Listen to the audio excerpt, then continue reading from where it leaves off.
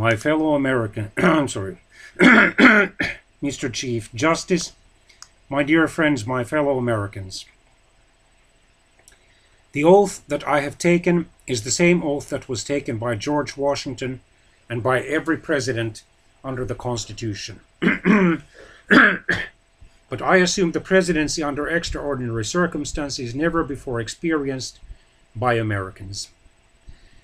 This is an hour of history that troubles our minds and hurts our hearts. Therefore, I feel it is my duty, first duty, to make an unprecedented compact with my countrymen.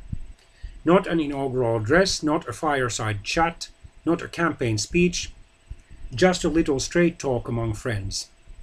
And I intend it to be the first of many. I am acutely aware that you have not elected me as your president by your ballots. And so I ask you to confirm me as your president with your prayers. And I hope that such prayers will also be the first of many.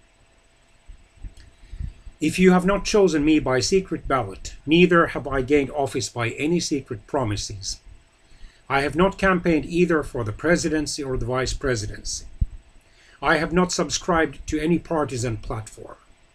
I am indebted to no man, and only to one woman, my dear wife, as I begin this very difficult job. I have not sought this enormous responsibility, but I will not shirk it. Those who nominated and confirmed me as vice president were my friends and are my friends. They were of both parties, elected by all the people, and acting under the Constitution in their name.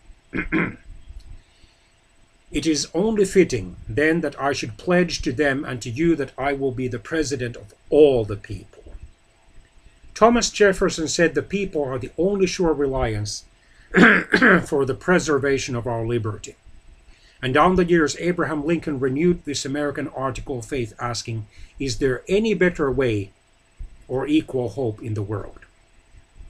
I intend on Monday next to request of the Speaker of the House of Representatives and the President pro tempore of the Senate the privilege of appearing before the Congress to share with my former colleagues and with you, the American people, my views on the priority business of the nation, and to solicit your views and their views. And may I say to the Speaker and the others, if I could meet with you right after these remarks, I would appreciate it. Even though this is late in an election year, there is no way we can go forward except together, and no way anybody can win except by serving the people's urgent needs. We cannot stand still or slip backwards. We must go forward now together. To the peoples and the governments of all friendly nations, and I hope that could encompass the whole world, I pledge an uninterrupted and sincere search for peace. America will remain strong and united, but its strength will remain dedicated to the safety and sanity of the entire family of man, as well as to our own precious freedom. I believe that truth is the glue that holds government together. Not only our government, but civilization itself. That bond, though strained, is unbroken at home and abroad. In all my public and private acts as your president, I expect to follow my instincts of openness and candor with full confidence that honesty is always the best policy in the end. My fellow Americans, our long national nightmare is over.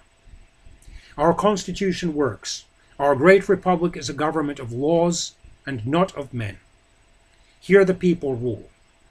But there is a higher power, by whatever name we honor him, who ordains not only righteousness but love, not only justice but mercy.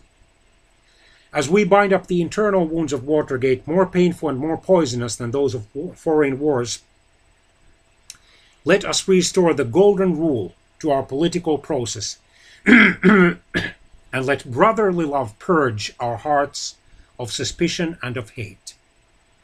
In the beginning, I asked you to pray for me. Before closing, I ask again your prayers for Richard Nixon and for his family.